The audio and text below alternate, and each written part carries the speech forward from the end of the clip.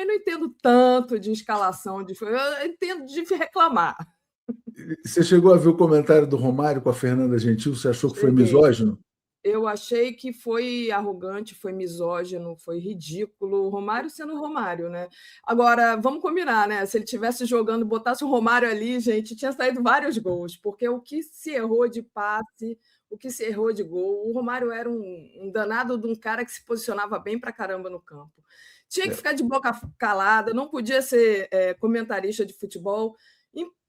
A gente não pode fazer ele jogar, né, com a idade que ele tem, mas faz uma falta danada o Romário em campo. Faz. Vamos trazer um comentarista aqui que entende também. Breno Altman, tudo bem? Bom dia, Léo. Bom dia, Daphne. Bom dia a todo mundo que nos acompanha. O que você diria da nossa... O que você mudaria na seleção brasileira? Tudo? É muito fraca, né? Muito fraca, né? Muito fraca. Mas há uma decadência já longa do futebol brasileiro, já longeva. Foi uma seleção sem padrão de jogo, jogadores muito fracos. É uma tristeza. Mas, assim, objetivamente, quem que você escalaria no próximo jogo? Quem que você tiraria? Eu escalaria o time assim. Eu mudaria muito. Ele botar o Neymar. Não, mudaria muito. Alisson, nós não temos, o goleiro é fraco, mas nós não temos outro. Manteria o Danilo na lateral direita, porque o Ibáñez é uma vergonha. A dupla diária, Marquinhos e Gabriel Magalhães, é o que temos de melhor. O Douglas Santos na lateral esquerda jogou ali seu feijão com arroz, não foi um problema. Eu manteria o Casemiro, não substituiria pelo Fabinho, embora o Fabinho tenha jogado melhor que o Casemiro, porque o Casemiro dá mais estabilidade ao time, uma liderança e dada a pressão psicológica, é importante ter alguém como ele no campo. Manteria o Bruno Guimarães, mas certamente tirava o Paquetá e trazia o Danilo Santos, do Botafogo, e montava um ataque, com exceção do Vinícius Júnior, totalmente novo. Jogava Ryan no lugar do Rafinha, o Endrick no lugar desse pavoroso Igor Thiago, e mantinha o Vini Júnior pela esquerda. A única diferença da sua escalação... A única diferença que eu faria em sua escalação é que, em vez do Ryan, eu colocaria o Luiz Henrique, né, do Botafogo. Nós estamos um jogador mais talentoso que o Luiz Henrique na ponta na direita. O Ryan, ele tem mais talento do que o Luiz Henrique, é mais versátil, porque o Ryan é um sujeito que pode vir buscar a bola no meio-campo, quando o time perde a bola, ele recompõe melhor o meio-campo que o Luiz Henrique. Eu acho o Ryan, e é um jogador que pode despontar como um talento. Agora, isso é um grande time? Não, não é um grande time, mas é o que nós teríamos de melhor para colocar talento individual no time, né? O Rafinha é uma decepção, ele não está... É uma vergonha, né? Então, eu trocaria isso, vamos ver o que acontece. Agora, ainda assim, sim, as chances do Brasil capotar rápido nessa Copa do Mundo são enormes.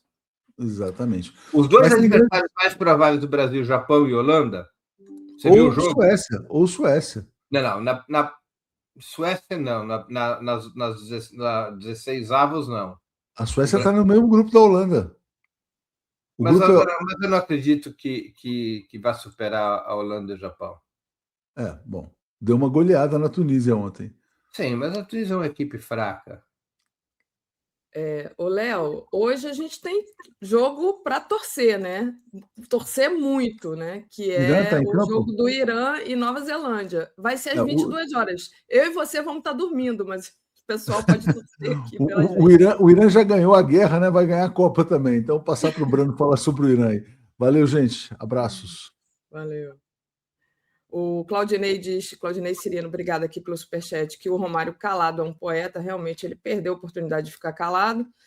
E o Rafinha, o Caê Cavalcante diz, Rafinha já tinha sido desmascarado por McAllister, disse aqui o Caê. Obrigada, Caio.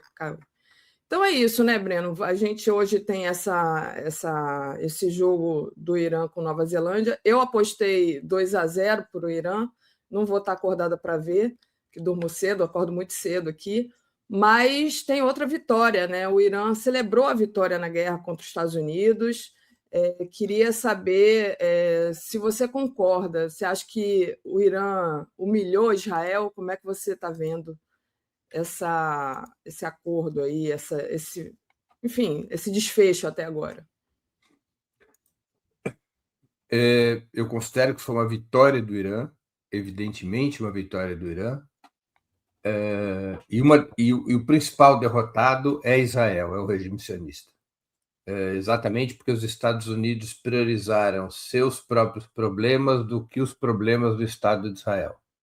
Donald Trump se deu conta que meteu o pé na jaca, com a guerra iniciada dia 28 de fevereiro, as consequências daquela ação militar foram tenebrosas para os Estados Unidos. Internamente, isso significou uma disparada dos preços, a partir da elevação do preço dos combustíveis, na mesma proporção em que os preços dispararam, a popularidade de Donald Trump veio derretendo, criando constrangimentos evidentes para as eleições de meio período, para os republicanos nas eleições de meio período que vão acontecer em novembro. Por outro lado, a expectativa daquele ataque militar, que era provocar uma crise derradeira no Irã, desatando manifestações populares que finalmente levassem à queda e à mudança do regime, essa perspectiva foi fraudada. O Irã revelou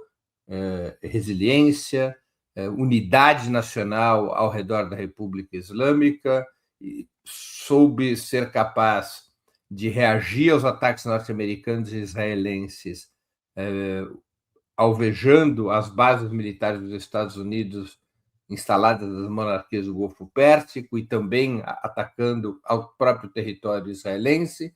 Foi uma catástrofe para Donald Trump.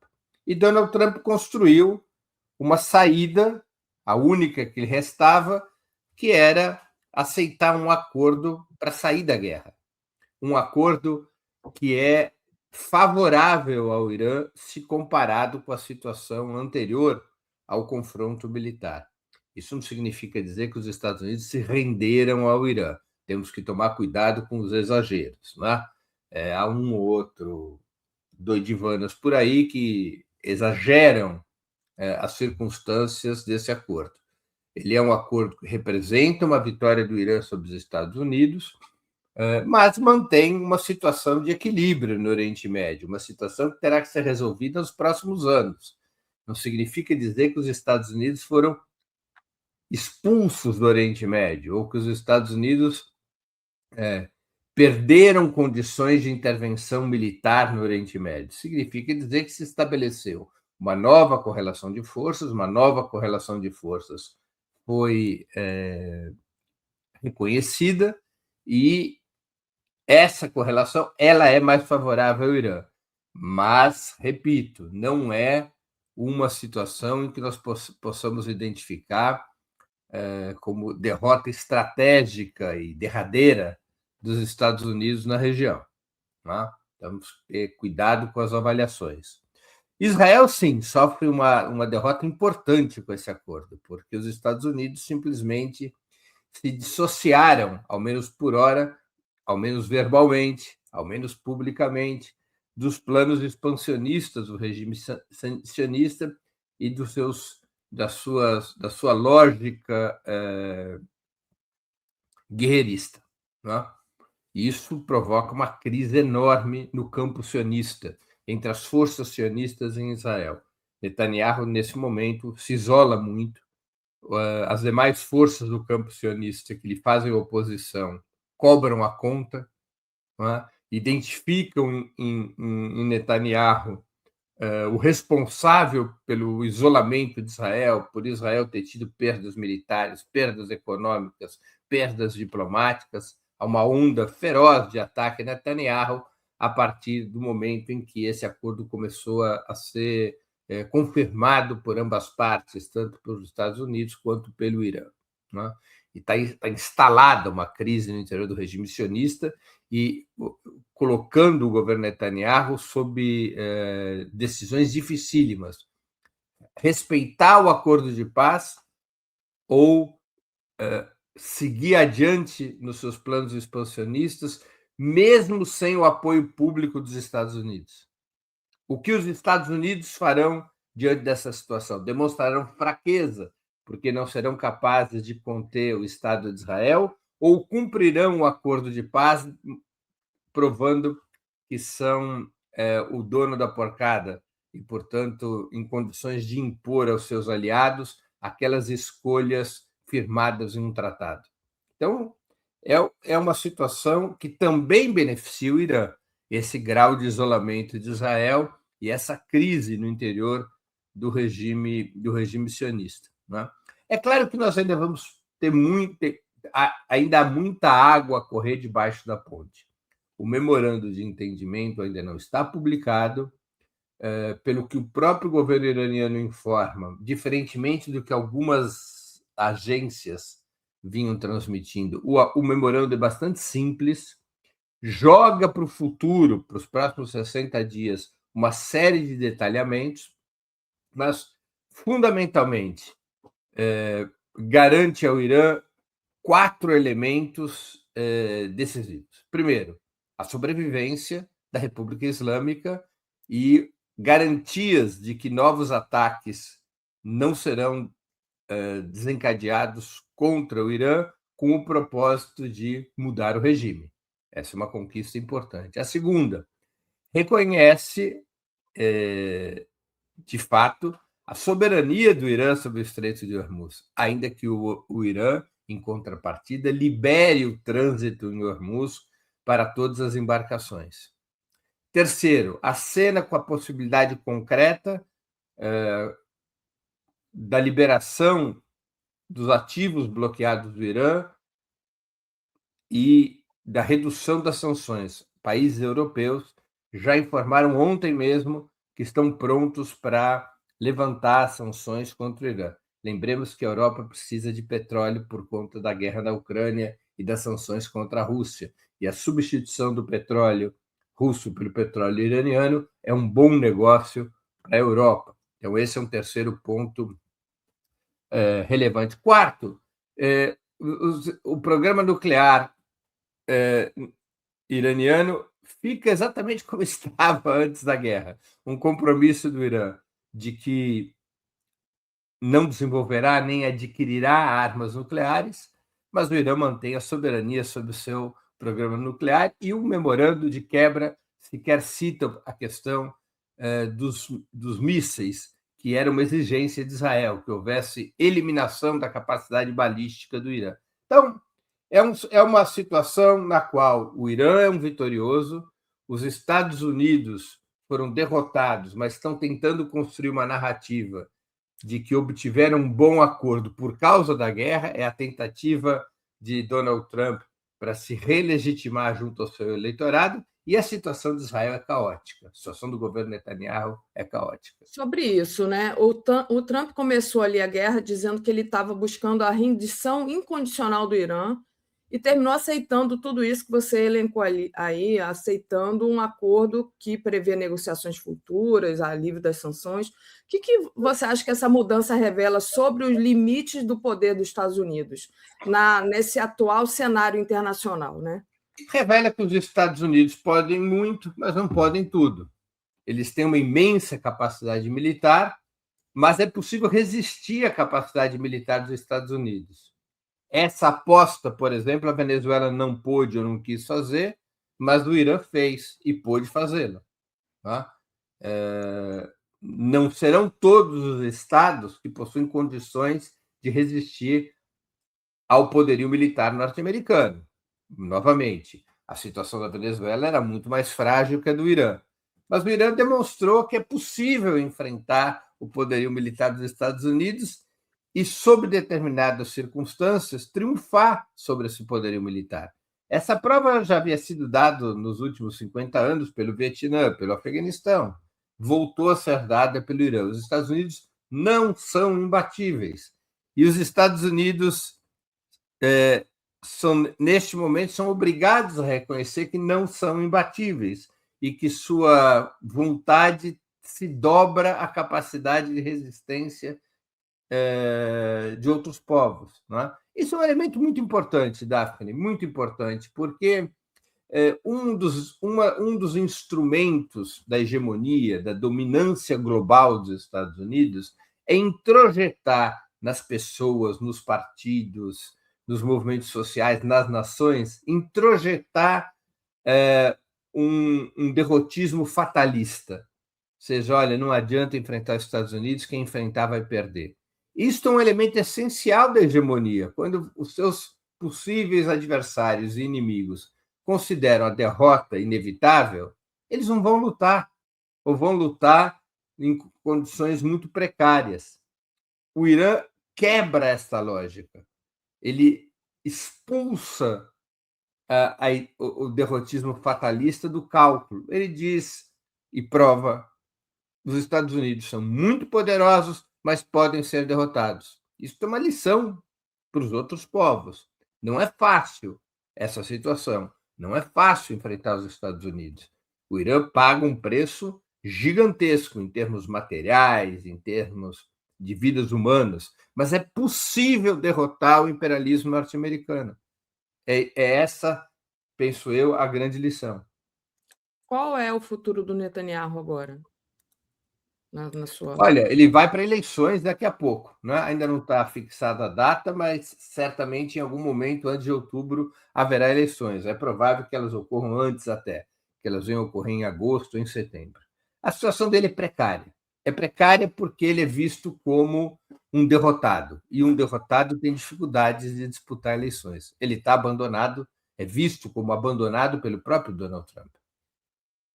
Nessas circunstâncias, é de se imaginar que ganhe força uma articulação do chamado centro sionista, que pode abarcar todas as forças do campo sionista, menos aquelas alinhadas com Netanyahu. A política em Israel tem hoje, no campo sionista, 3 polos. Não é? Um polo da extrema-direita, ao qual se integrou o Likud, o partido de Netanyahu, é o polo que governa o país hoje, essa é a extrema-direita sionista. Você tem uma direita sionista tradicional, ou um centro sionista, que é liderado por uma dupla, Naftali Bennett e Yair Lapid, não é? Eles representam uma posição mais moderada e mais pró-norte-americana que Netanyahu, mais próxima dos Estados Unidos que Netanyahu. Eles igualmente são contra o Estado palestino, são favoráveis à Grande Israel, defendem o expansionismo do regime sionista, são radicalmente anti-Irã, foram favoráveis à guerra contra o Irã, mas criticam a forma como Netanyahu conduziu esse processo, tanto interna quanto externamente. E você tem um outro polo do campo sionista, muito enfraquecido, mas que tende a recuperar alguma força, que é o antigo sionismo liberal, o antigo trabalhismo. Né? Não existe mais o Partido Trabalhista se fundiu com um pequeno agrupamento da esquerda sionista chamado Meretz, juntaram o Partido Trabalhista e o Meretz, criaram um novo partido chamado Democratas. Eles hoje têm apenas 4 deputados em 120 do Knesset, as pesquisas mostram que podem crescer para 10 ou 11, e esse é o terceiro polo do campo sionista, o sionismo liberal, que é mais crítico a Netanyahu, que é parte dos democratas defendem, de alguma maneira, a criação de um Estado palestino, defendem a solução dos 2 estados, mas é possível que os democratas, o antigo trabalhismo, se una ao centro sionista para criar um campo que possa ter maioria contra Netanyahu e a extrema-direita sionista. Então, está instalado no campo sionista esse conflito. Fora do campo sionista, você tem as listas árabes e, especialmente, você tem a coalizão do Hadash, que é a frente política liderada pelo Partido Comunista de Israel, que tem uma presença pequena, 5 deputados em 120, pode até crescer a 6 ou 7 nas próximas eleições. Bom, a gente vai acompanhar agora sobre ainda a questão do Irã. O bloqueio do Estreito lá de Hormuz foi o principal instrumento de pressão do Irã durante a guerra, né? Essa capacidade do Irã de interromper a rota responsável por cerca de 20% do comércio global de petróleo Você acha que altera aí agora de forma duradoura o equilíbrio das forças do Oriente Médio? Como é que você vê essa, digamos assim, essa ferramenta de pressão? Veja, eu não acho que nada no Oriente Médio seja duradouro. Uhum. Tá? Ou seja, esses acordos eles podem persistir por semanas, meses e até anos, mas eles estão assentados sobre uma enorme instabilidade. Enquanto existir o regime sionista e enquanto os palestinos não tiverem respeitado o seu direito à autodeterminação, a constituir um Estado palestino, você tem um fator de instabilidade permanente no Oriente Médio. Permanente. Esse acordo ele pode ou não durar em função dos interesses dos atores que assinaram esse acordo. Por exemplo, Donald Trump está fazendo um acordo de verdade ou ele está ganhando tempo até as eleições de novembro? Se Donald Trump for vitorioso, se os republicanos forem vitoriosos nas eleições de meio período, esse acordo continuará a ser sustentado ou a Casa Branca se sentirá com as mãos livres e com apoio popular para dar seguimento à sua estratégia anterior guerreirista contra o Irã? Então, esse é um dos fatores. Há vários outros fatores. Né? Se Israel seguir adiante na guerra do Líbano, além do massacre em Gaza, os Estados Unidos vão parar Israel? Se os Estados Unidos não forem parar Israel, como o Irã reagirá a isso? Cruzará os braços ou reagirá contra o aliado norte-americano? Nada é estável no Oriente Médio enquanto existiu o regime sionista e enquanto existiu o sistema imperialista liderado pelos Estados Unidos. Não devemos nos precipitar e celebrar que houve uma saída pacífica, porque essa saída pacífica não houve. O que nós temos é um cessar-fogo duradouro, um acordo provisório. É isto que está em curso. Né? Não há uma mudança estratégica no Oriente Médio. Há uma mudança do equilíbrio de forças sem uma ruptura estratégica. Uhum. E, Breno, vou colocar aqui a matéria. Achei bonitinho o título. Com estrela Lula chegará a Evian no momento da paz. Como é que você vê essa chegada lá do Lula na cúpula do G7, em meio a esse acordo, né? Esse timing do Lula, agora no meio dessa negociação de paz e tudo? Precisa ver como vai repercutir no G7. Tende a ser um momento favorável aos governos que defenderam uma solução pacífica, entre eles o governo brasileiro. É necessário também ver que outros temas poderão surgir no G7, né? Mas, enfim, é um bom momento para o presidente Lula em termos diplomáticos. Ele chega ao G7 como um dos defensores da paz. Uhum. Bem, é isso. Queria trazer agora Vamos entrar aqui na pauta mais doméstica das pesquisas, né? Deixa eu só agradecer aqui ao Cláudio Breno, como o Trump explicará a seus eleitores, se você quiser responder aqui ao Cláudio. O Zukov também. Breno, agora com o acordo de paz com o Irã, Trump pode atacar Cuba e levar um banho de sangue no Caribe? E, por último, Rádio Proletário, falando da propaganda, porque você deve ser assinante do YouTube Premium Rádio Proletário, então já mudou aqui a configuração do YouTube. Mas Zukov pergunta sobre agora como é que fica essa questão de Cuba, e também o Cláudio, a popularidade do Trump perante os seus eleitores. Bom, ele tentará apresentar, como já o está fazendo, ele tentará apresentar o acordo como uma grande vitória dele. É isso que ele vai tentar fazer. Ele vai dizer que conseguiu obter do Irã. O Pete Hegseth deu uma entrevista ontem já com esse tom, de que graças aos ataques militares dos Estados Unidos contra o Irã aceitou negociar o bloqueio a qualquer iniciativa que levasse a República Islâmica até a bomba atômica.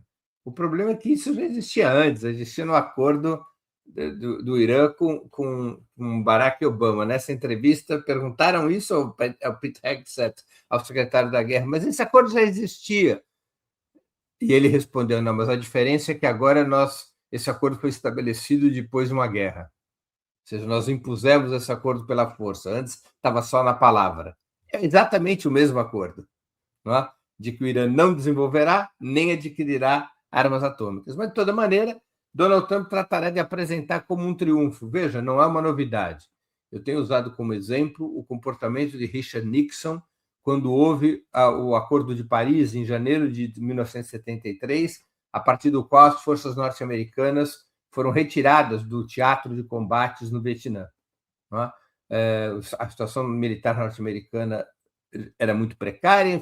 No final de 72, Nixon é reeleito presidente do país em novembro daquele ano, um novo mandato começava em janeiro de 73, e Nixon, diante da situação escalafobética dos Estados Unidos no Vietnã, ele decide negociar a paz. Assinado o acordo de paz, o acordo era simples, o Vietnã do Sul e o Vietnã do Norte, sob a chancela soviética e norte-americana, estabeleciam o fim do combate, o respeito às mútuas fronteiras e prorrogavam a definição dos seus impasses por um tempo determinado. Os Estados Unidos saíram cantando vitória de que haviam consolidado a República do Vietnã, que era como se chamava o Vietnã do Sul, que o expansionismo comunista tinha sido detido, que o Vietnã do Norte teve que aceitar a existência de um aliado norte-americano ao sul da Indochina,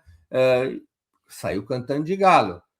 Pouco mais de 2 anos, o Vietnã do Norte, junto com a guerrilha, com os Vietcongs, com a Frente Nacional de Libertação, tinham destruído a República do Vietnã e estabelecido a reunificação do país em 30 de abril de 1976, e hoje nós conhecemos aquela república como República Socialista do Vietnã, com a unificação do Norte e do Sul. Evidentemente que os Estados Unidos perderam a guerra, mas o discurso de Nixon foi que eles tinham vencido com o Acordo de Paris. Donald Trump, guardadas as devidas proporções, porque a guerra do Vietnã não deve ser comparada com a guerra contra o Irã, guardadas as devidas proporções, é o que Donald Trump vai fazer. Ele vai tentar apresentar esse acordo como uma grande vitória, ver se cola, se ele convence seus eleitores, se ele consegue atrair uma parte da imprensa norte-americana para essa narrativa. Ele vai ter dificuldades, mas é o que ele vai tentar fazer. Muito bem, Breno. Vamos entrar agora um pouco na pesquisa. Deixa eu colocar aqui a matéria para você. Vamos lá. Essa daqui, olha. Lula abre distância sobre Flávio Bolsonaro no primeiro e no segundo turno. O presidente marca 42% a 33%, 43% a 34% nos cenários de primeiro turno e vence Flávio por 49% a 43% no segundo a pesquisa BTG Nexus. Não sei se deu tempo de você dar uma olhada nessa pesquisa, mas queria saber de você como é que você vê agora a candidatura do Flávio, se você acha que Flávio pode estar se tornando um candidato inviável. Olha, essa pesquisa ela está em linha com a pesquisa Quest da semana passada. Aliás, a diferença no segundo turno é exatamente a mesma, né? De 6 pontos percentuais. Então, ela confirma a pesquisa Quest. Repito, o Nexo é um instituto de menor envergadura que a Quest, né? Eu já falei isso aqui várias vezes, mas acho que é importante para a gente, digamos, se localizar na selva, né? Hoje há uma proliferação de institutos de pesquisas, uma proliferação. Com as mudanças tecnológicas, fazer pesquisas ficou mais barato e mais fácil. Então, você tem muitos institutos fazendo pesquisas. Por isso que eu prefiro, para efeito de análise, concentrar minha opinião sobre 3 institutos mais tradicionais: o Datafolha, Quest e o IPEC, o antigo IBOP. Os outros institutos eu olho com menos atenção, porque possuem menos tradição em pesquisas eleitorais, né? Entre esses institutos está o Nexus. É necessário observar nas eleições atuais e nas próximas qual é o grau de eficácia do Instituto Nexus. De toda maneira, esta pesquisa ela está em linha com a pesquisa Quest da semana passada. Vamos aguardar a Datafolha, que deve sair, acho que, se eu não me engano, sai na semana que vem ou na próxima, mas certamente antes do final do mês. Mas, evidentemente, todas as pesquisas estão comprovando o que já pôde ser identificado a partir de abril. O caso Banco Master, as relações de Flávio Bolsonaro com Daniel Vorcaro, provocaram uma inflexão do cenário eleitoral. Flávio Bolsonaro perdeu força. Flávio Bolsonaro perdeu terreno diante do presidente Lula. Enquanto que o presidente Lula, além de ser beneficiado pelos fatores negativos à candidatura de Flávio Bolsonaro, ele, mesmo que na margem, ganhou força em função das realizações do governo, veio recuperando a popularidade do seu governo. Né? A combinação entre os fatores negativos que afetaram a candidatura de Flávio Bolsonaro e os fatores positivos acerca do governo Lula foram criando esse ambiente no qual o presidente Lula tem a dianteira. Agora, isso significa que Flávio Bolsonaro está inviabilizado? Não, não significa isso. Seria uma precipitação enorme chegarmos a essa conclusão. Como também seria uma enorme precipitação achar que as pesquisas, tais como elas foram apresentadas nas últimas semanas, revelem qualquer possibilidade efetiva da eleição ser decidida no primeiro turno. Os números não permitem essa conclusão. Pode ser que evolua nessa direção, mas hoje por hoje o retrato do momento é Flávio Bolsonaro continua a ter viabilidade, ele continua a ser competitivo, embora tenha perdido força, e as eleições serão disputadas em 2 turnos. Muito, mas muito dificilmente haverá uma solução de turno único, né? Uma solução no primeiro turno. Né? Acho que Flávio Bolsonaro joga com o tempo. Não é? Quer dizer, a ideia básica é de que o principal fator de desestabilização da sua candidatura, que é o caso Banco Master, que nas próximas semanas ele vá se dissipando e ele possa recuperar eleitores que foram perdidos. Reparemos que Lula não ganha os votos que Flávio Bolsonaro perdeu na mesma proporção. Né? Nós não estamos diante de uma gangorra na qual os votos perdidos por Flávio são conquistados por Lula. Os votos perdidos por Flávio se dissipam entre outras candidaturas da direita, se dissipam em direção a não sei e voto nulo, e até uma parte pequena transita para o presidente Lula, mas não é uma gangorra. Isso significa dizer que há uma possibilidade de Flávio Bolsonaro recuperar esses votos. Esses votos não foram para o polo ideológico oposto. Esses votos transitam na direita e transitam ao redor de candidaturas essa sim, de pouca viabilidade, né? Renan Santos ou mesmo Ronaldo Caiado. O que nós temos, por outro lado, é uma pressão importante, a gente percebe isso, sabe, Daphne? Pelo menos eu vejo isso na orientação editorial da imprensa tradicional. Há uma pressão forte contra Flávio Bolsonaro para que ele saia de campo. Ainda há setores que desejariam que Flávio Bolsonaro chegasse à conclusão de que sua candidatura é inviável e que aceitasse uma solução centrista. Quer dizer, aquela solução que Bolsonaro não aceitou no início do ano, quando a burguesia pressionou para apoiar Tarcísio de Freitas e lançar Tarcísio de Freitas como candidato a presidente. Essa mesma pressão acontece agora, numa escala bem menor, mas acontece agora também, para que Flávio Bolsonaro retire-se da disputa em apoio a uma candidatura centrista, e aí são poucas, ou quase nenhuma, aquelas que estão ao alcance da mão. Não é? Eu vejo a possibilidade de um apoio a Caiado, a setores na imprensa tradicional que começam a flertar com Renan Santos, do Missão, mas eu acho que esse esforço para que Flávio Bolsonaro se retire e apoie um outro candidato de direita mais palatável eu acho que esse esforço será em vão. Eu acho que a decisão dos bolsonaros é manter a candidatura sob quaisquer circunstâncias, porque eles rigorosamente não têm nada a perder.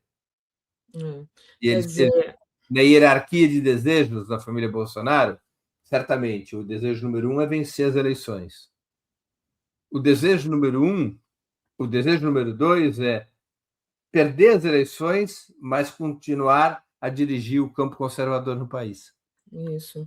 Quer dizer, essa estagnação do Flávio pode levar os setores tradicionais da direita, do mercado, a buscar alternativas, mas eles não vão abrir mão, é isso que você está falando, né? Acho que não vão abrir mão.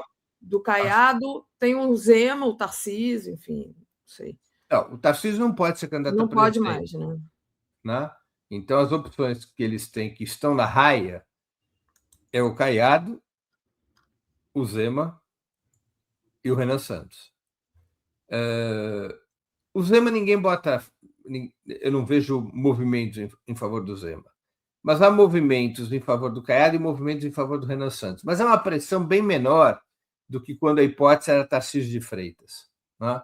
Não é uma pressão da mesma dimensão. Até porque, repito, embora o caso Banco Master seja a criptonita da candidatura Flávio Bolsonaro, embora o caso do Banco Master tenha provocado perdas importantes a Flávio Bolsonaro, não destruiu sua candidatura. A queda dele é uma queda importante, claro, numa disputa renhida como essa, é uma queda importante, mas ela não é um nocaute, ela é um knockdown. Para quem entende de boxe, knockdown, quando você cai, o juiz conta até 8 e você se levanta. O nocaute é quando conta até 10 e a luta acaba. Não houve nocaute. Houve um knockdown, Flávio Bolsonaro se levanta, está grogue, mas a luta continua. A disputa não foi interrompida. Flávio Bolsonaro não jogou a toalha e não acho que vai jogar. Ele vai se manter na disputa. Ele pode se recuperar hoje por hoje, se eu tivesse que ir a uma casa de apostas, coisa que eu nunca faço porque eu não ganho bingo nem de porta de igreja, eu apostaria numa vitória do presidente Lula no segundo turno por uma diferença de 3 a 5 pontos. Hoje por hoje é essa a aposta. Né? Agora, a gente ainda tem 100 dias até as eleições, mais de 100 dias até as eleições. Muita coisa pode acontecer, muita água pode rolar debaixo dessa ponte. Né? Mas esse é o cenário, é um cenário mais favorável ao presidente Lula, mas é um cenário que não deve ser compreendido como vitória ao alcance da mão e é hora de vestir saltos altos. Não é essa a situação. A batalha será muito renhida. Vamos nos recordar que o presidente Lula, nas eleições de 2022, também nas pesquisas, estava à frente de Jair Bolsonaro vários pontos percentuais, e quando as urnas foram apuradas, nós nos demos conta que a diferença era pequena. Recordemos-nos que o voto bolsonarista ele tem uma característica perigosa para as pesquisas. Ele tem muito de voto oculto. As pessoas não gostam de dizer que vão votar no Bolsonaro. Sabem que é feio votar no Bolsonaro. E elas, perguntadas se vão votar no Bolsonaro, muitas olham para cima e assobiam. Não revelam o seu voto, só no segredo da urna. Então, temos que ir com calma, nenhum tipo de arrogância ajuda o presidente Lula, nenhum tipo de euforia ajuda o presidente Lula. Essa campanha será muito dura, muito difícil, e, a não ser que haja uma mudança brusca de cenário com algum fato novo, é uma disputa que vai para o segundo turno, e vai para o segundo turno, eu já disse isso aqui, vou ser repetitivo, ao som de uma música de Carlos Gardel, de um famoso tango de Carlos Gardel, que é Por una Cabeza. É o famoso tango no qual Gardel narra uma corrida de cavalos em que o cavalo vencedor o faz por uma cabeça. Essa é a trilha sonora das eleições brasileiras, Por una Cabeza. Sobre ainda a pesquisa, Breno, o Flávio Bolsonaro está mantendo apoio do núcleo mais fiel ali da extrema-direita, mas está encontrando dificuldade para avançar entre as mulheres, entre os eleitores de baixa renda e os setores não polarizados, né? Você acha que isso, então, significa que o Flávio Bolsonaro já atingiu um teto? E eu sei que você falou que ele ainda tem, digamos assim, a gente ainda deve se preocupar com ele, né? Mas como é que você vê esses setores, né? Porque ele não vai, justamente são as mulheres e os eleitores de baixa renda onde ele tem menos apoio, né? E o que isso quer dizer para a gente aí, como ficar de olho no Flávio, né? Como prevenção? Isso já aconteceu em 2022. Não há uma novidade nisso, né? Bolsonaro, o pai, vivia a mesmíssima situação em 2022. Ele é derrotado em 3 segmentos, em 4, para falar a verdade. Eleitores de baixa renda, que ganham menos de 2 salários mínimos. Entre as mulheres. Entre os eleitores do Nordeste, derrota cachapante.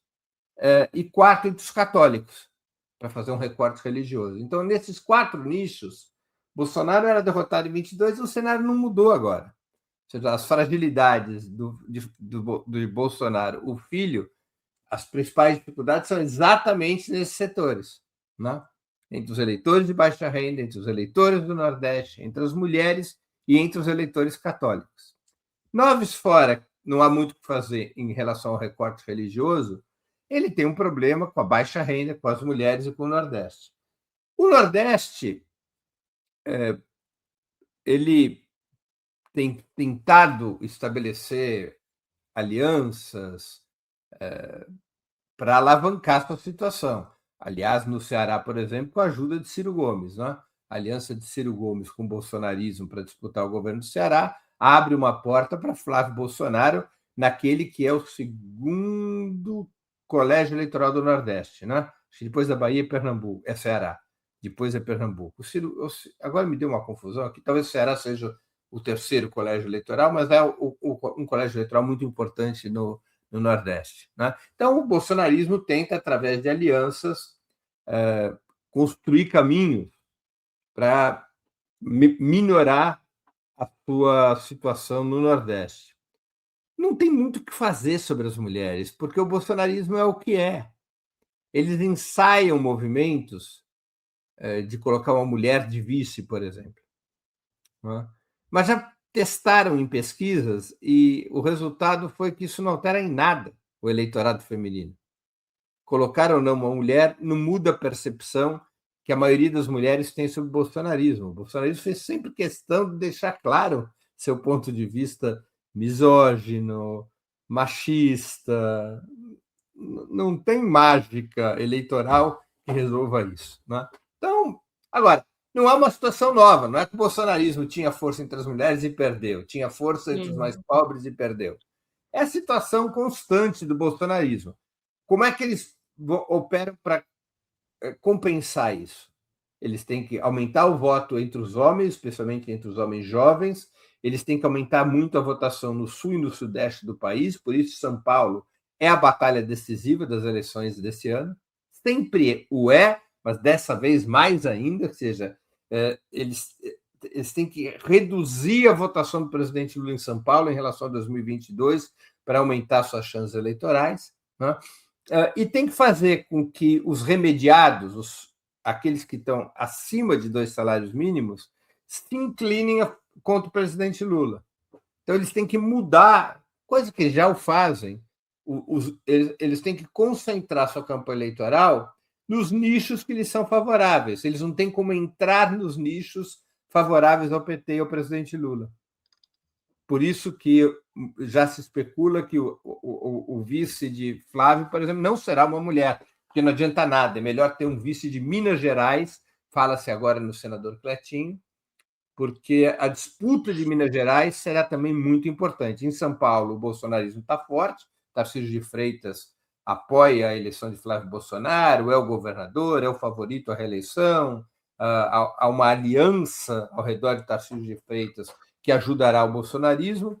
No Rio de Janeiro, a situação está bagunçada, embora o bolsonarismo mantenha a sua capacidade eleitoral. E em Minas Gerais é uma disputa que está desarrumada, no sentido de que nem o bolsonarismo, nem o PT e o presidente Lula possuem uma candidatura bem estruturada, né?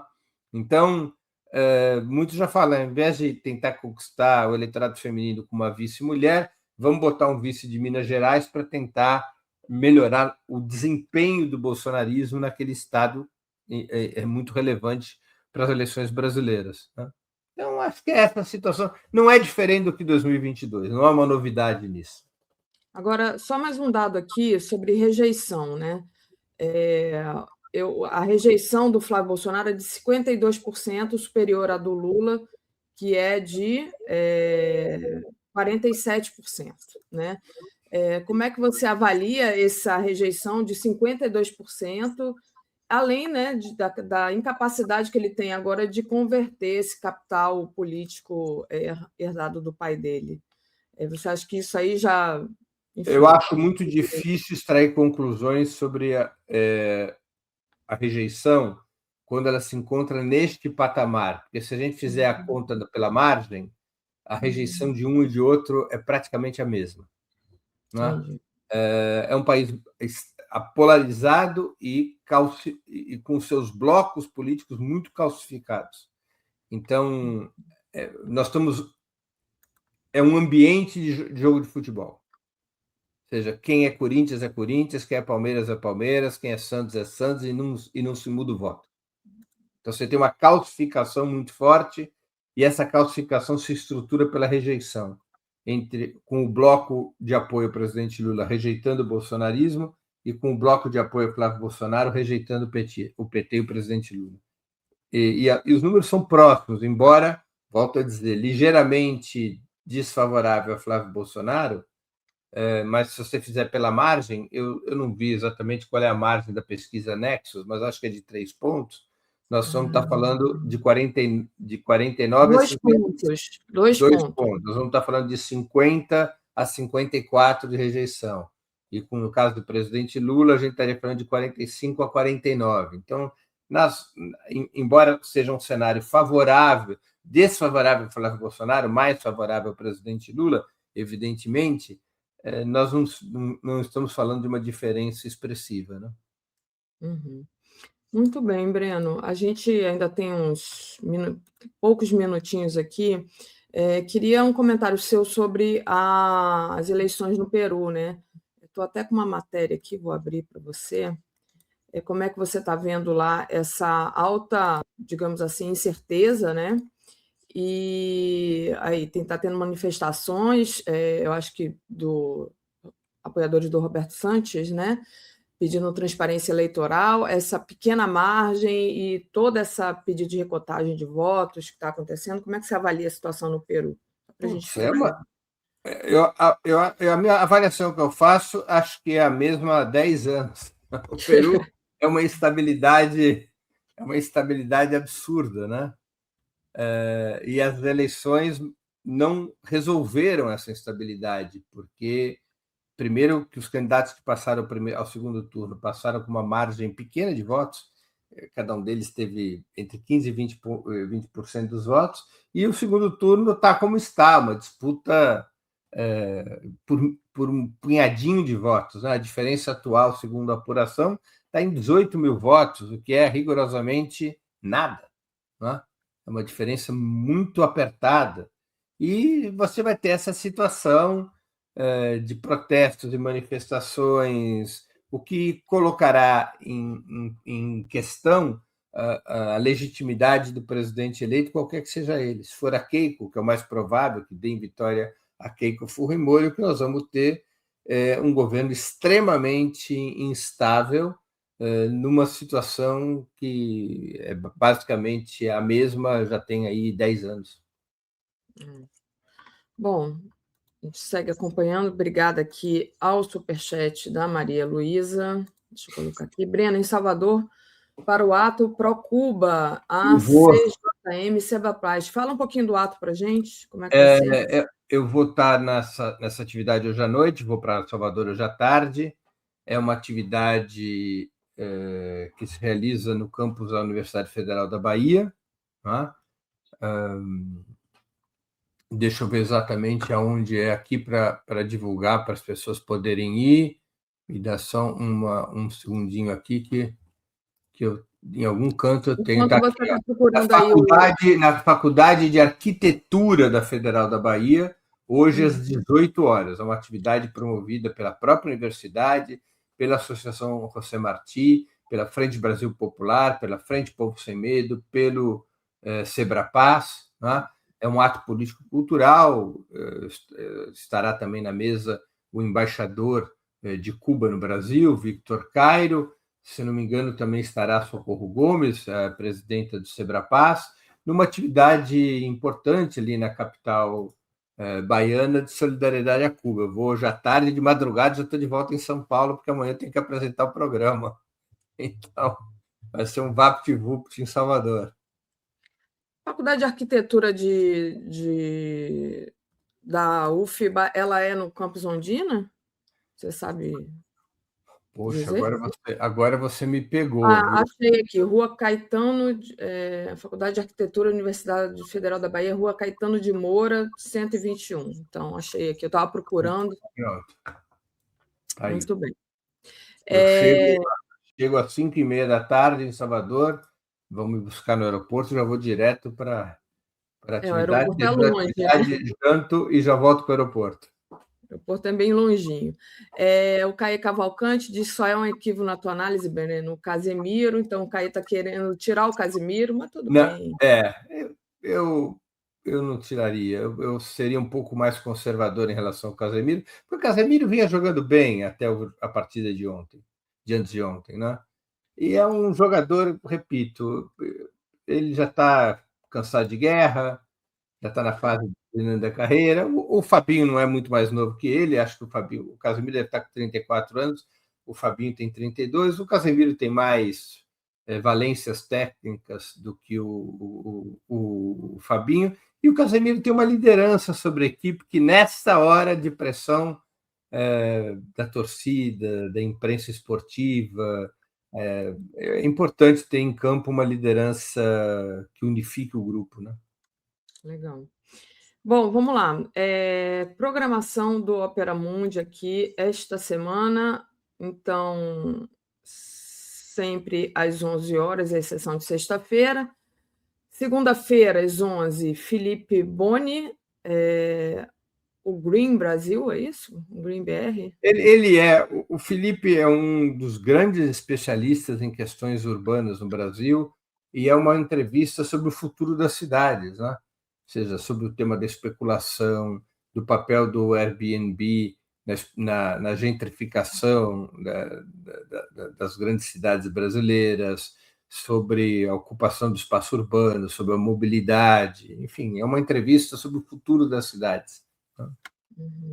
Legal. E aí depois, no dia seguinte, terça-feira, amanhã, Stephanie Costa, correspondente do Opera Mundi no Líbano. Maneiro. Então, ela está ali no meio da guerra do Líbano, a entrevista é com ela amanhã às 11. Nossa, importante. A Rita Coitinho, conselheira civil do BRICS, Sebrapaz, na quarta-feira, não é isso? Isso.